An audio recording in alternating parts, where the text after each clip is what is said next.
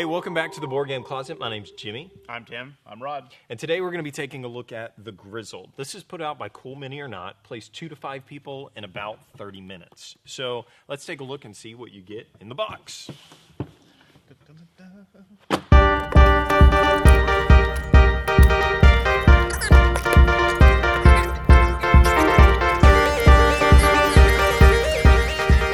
Okay, so this is what you get in the box with the Grizzled. Rod, do you want to talk about the components? Sure. So this is a card game primarily. It does come with some tokens, and then first player. Is that what that was for? First player, and then also a little cheat sheet right here. That's a nice thick cardboard.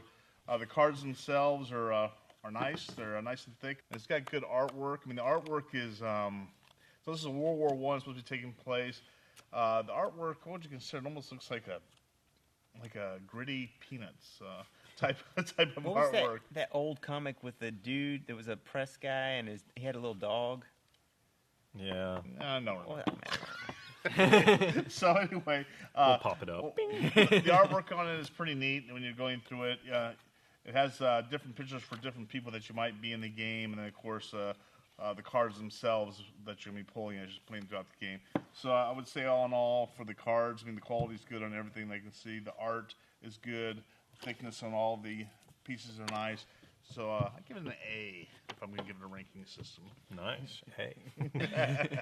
Okay, so Tim, do you want to tell us about the rules for the Grizzled and how hard or easy it is to learn this game? Sure. It comes with this small instruction booklet, and it was actually a little difficult to understand at first. It was a bit long-winded. They could have had a little more concise instructions, but it's like a lot of games this small. As soon as you play a round of the game, you'll figure it out, and then you'll understand what they're talking about and the thing. But it really shouldn't take a round of gameplay to figure something like this out because it's really simple mechanics. I think they could have worded things a lot better, but still, it's simple instructions for a simple game. It does do well with the pictures of showing you what they're talking about, but it's still, with it being so long-winded, they kind of go into too much detail on things, so by the time you get to what you really need to look at, you're kind of glazing over it. Yeah, I remember when we were first looking at this that I was like read through and I was like, huh? I was like, wait, what a second? You know, and then it took me a little bit to figure it out, but we got it. So Yeah. Okay, so let's talk real quick about how you play the Grizzled. We're not going to hit every rule, but we're going to try to hit the highlights so that you can figure out if this game is going to work for you and your gaming group. So at the beginning, each person is going to pick a character card, and these characters actually have names of people that really fought in the war and are ancestors of people who created the game, so I thought that was a pretty cool nod to these people to remember. But anyways, each person takes a card, and then they take support tokens based off of the number of people that are playing the game. And during a round, you'll be giving these support tokens out. And then you're going to be dividing the cards up into 2 stacks. So you have a peace stack and a monument stack. And so the peace stack is basically your timer for the game. And the monument stack, they're both kind of like timers. And so once the peace stack runs out, basically when all of these cards are off and the bird is revealed, and then once everybody gets rid of all the cards in their hand, then you win the game. The opposite is true if the monument is ever revealed, and then that's the end of the game. So if this ever happens, that's how that works. So at the beginning of the round, whoever is the leader of that round is going to decide how many cards they're going to give each player. And so then they will go around and they would actually pass out that many number of cards. So let's say that we're going to do 3 each on that turn, and so each player would get 3 cards. And then on your turn, you're going to be playing cards out into no man's land. And when you place a card, it's going to have either a scene in the background or an icon on the front. Actually, it'll have both. It'll have a scene and an icon in the front. So the scenes are like a rainy field, maybe like a wintry field, or nighttime. And then the symbols on the front are whistles, bullets, and gas masks. And so basically, on a round, you will fail a mission if you ever have 3 of the same type out on the board. And so that goes for the scenario in the background or the icon in the front. So if you ever had 3 gas masks or 3 rainies or 3 nights, it would all count.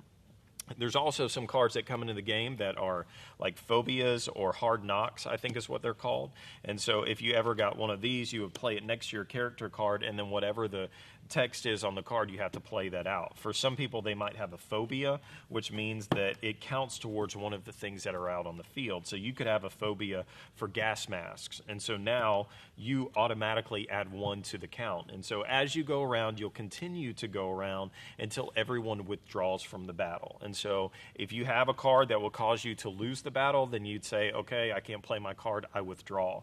And then however many cards that you have left in your hand are going to count against you basically for the next round. And so in the next round, you would take however many cards are left in people's hands and move those over to the peace stack. And so therefore your monument stack is getting shorter, getting you closer to losing the game.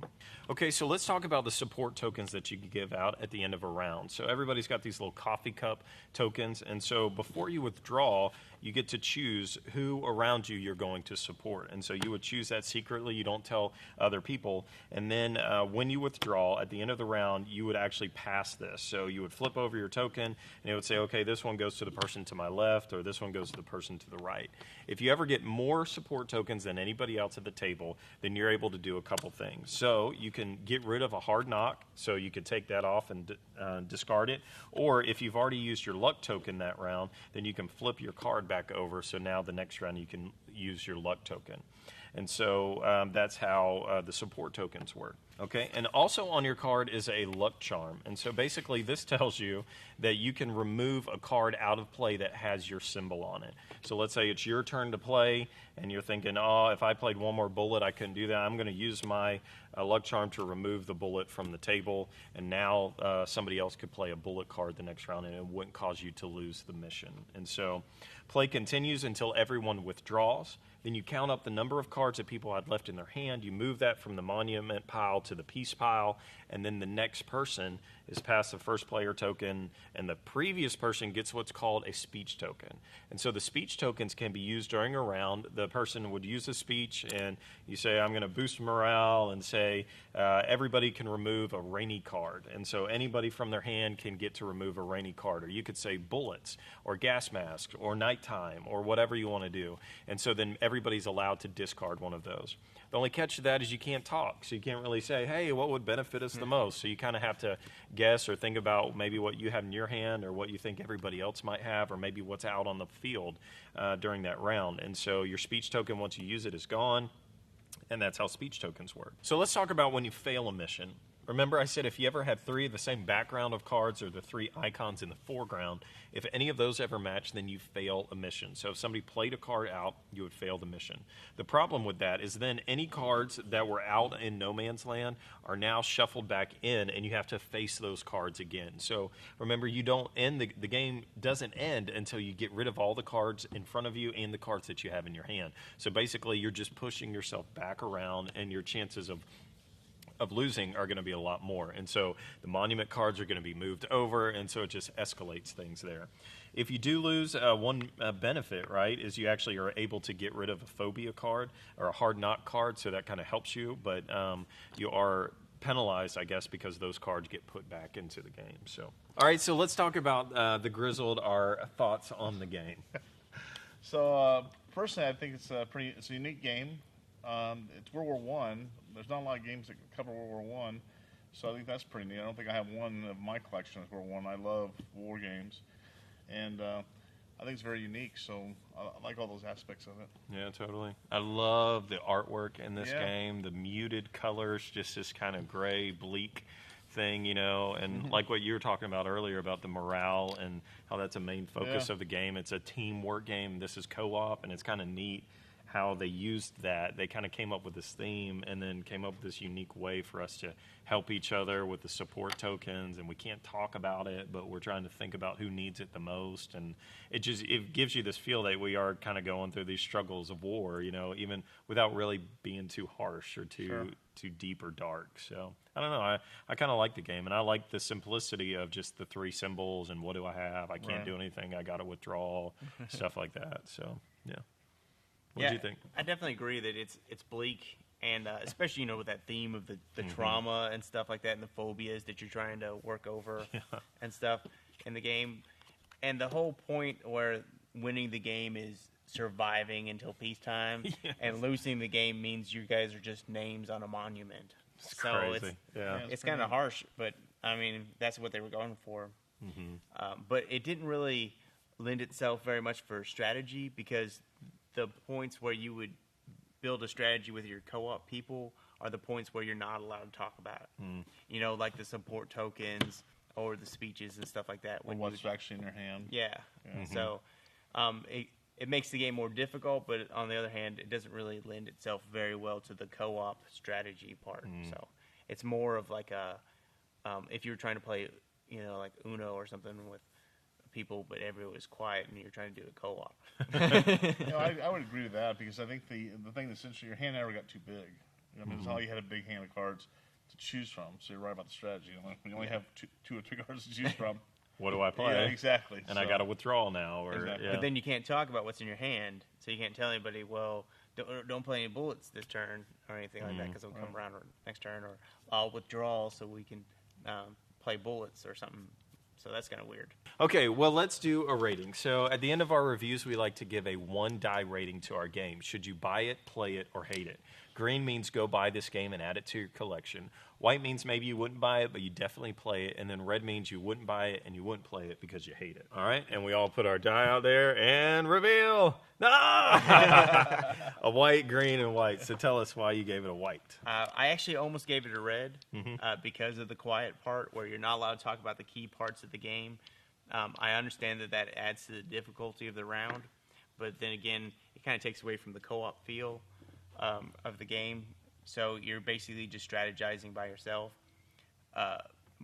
And then again, it is kind of bleak overtone, but it was a fun game to play and sit down and play, you know, with a card game with a bunch of people. So that's why I gave it a white. Yeah, definitely.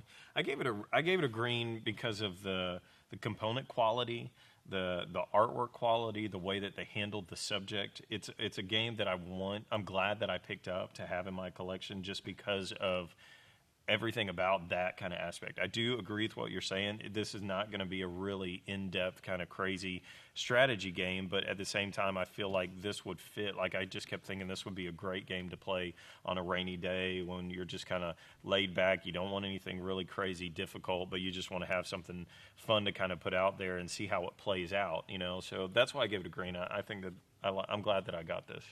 The reason I gave white is, well, first of all, I agree with most of everything you said there. I went about the components, quality, and that type of thing. The only reason I went to white was it's a game so I think our group, it plays well. But like anyone else, like, so say you brought your wife into the game, I'm not so sure she would think. I know my wife would step away from it just because it is so down looking. Not sure how other people would play in it. I think the value of it's fantastic. I think it's darn cool that these guys took a chance, you know, with this whole type of theme and how it's played out and everything. I think it's great. So the only thing that stopped me from giving it a green is the fact that you have it. So in other words, I think every group party, you know, so everyone has, you know, 2 or 3 people they know the game with. Someone has it in a group, definitely want to get it. I mean, value-wise, it's definitely worth it. But this isn't one I would never, you know, there's some games I would buy multiple copies of, and this is not one of them. Right. Totally get Hope that. you guys understand that. Yep. All right. Thanks for watching our review of the Grizzled. We've got a lot more reviews on our website, boardgamecloset.com. We're on Facebook, Twitter, and Instagram. And as always, Support your local hobby shop.